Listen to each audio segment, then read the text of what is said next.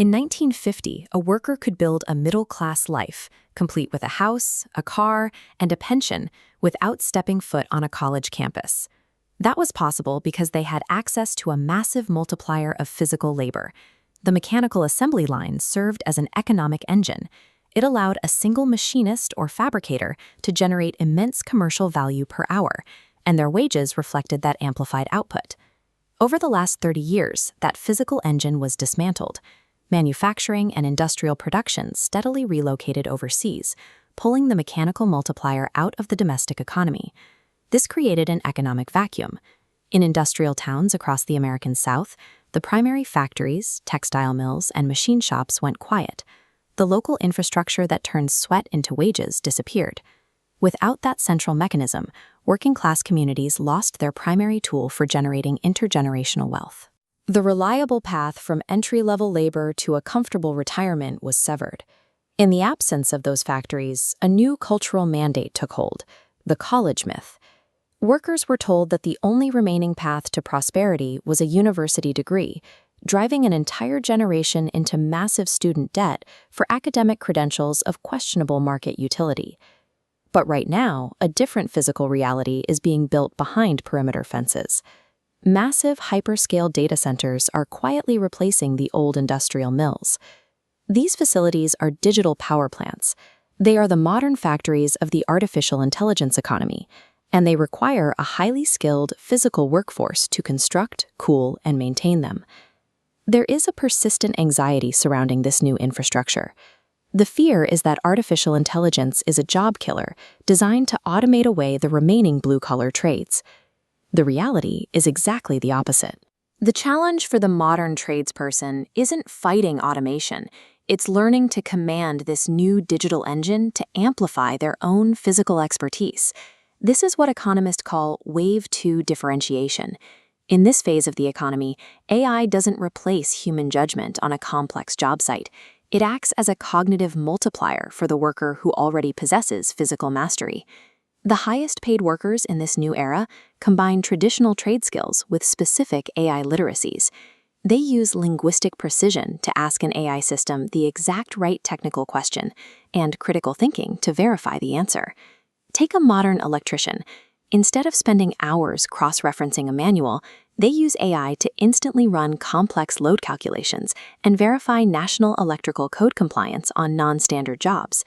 HVAC and refrigeration mechanics apply predictive AI diagnostics to massive liquid cooling arrays inside those data centers. They turn trial and error troubleshooting into a highly precise, evidence-guided science. At the shipping ports, logisticians use AI to model supply chain disruptions and optimize freight corridors, managing a level of network complexity that humans simply cannot track alone. By augmenting their physical trades with these tools, these workers deliver faster, highly accurate results. They become the most valuable assets in the economy, commanding premium wages for superior execution. To build this workforce, Georgia enacted House Bill 1302. This legislation collapsed isolated state agencies and unified education and workforce data under a single authority.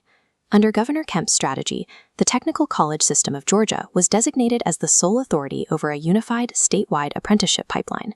This structure created a zero-tuition highway for residents. By braiding state HOPE career grants together with federal workforce funds, the state covers the exact cost of training, allowing the apprentice to earn a paycheck directly on the shop floor.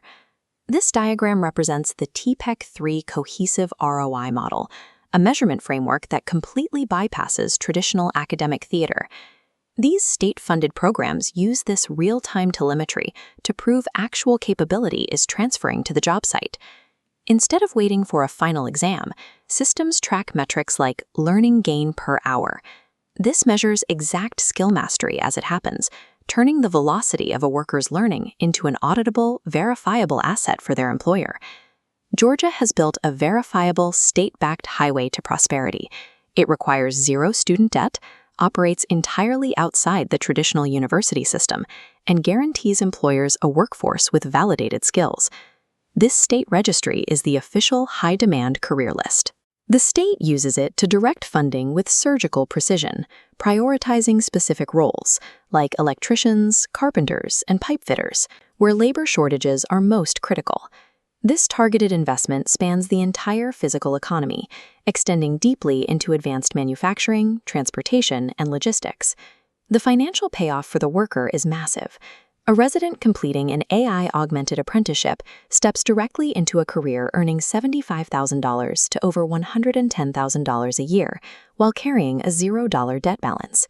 This is an elite highway for the working class. It restores the economic prestige and real purchasing power of the blue-collar worker for the first time in generations, and it keeps communities intact. By anchoring high-wage tech infrastructure to local trades, young workers no longer have to move away to build wealth.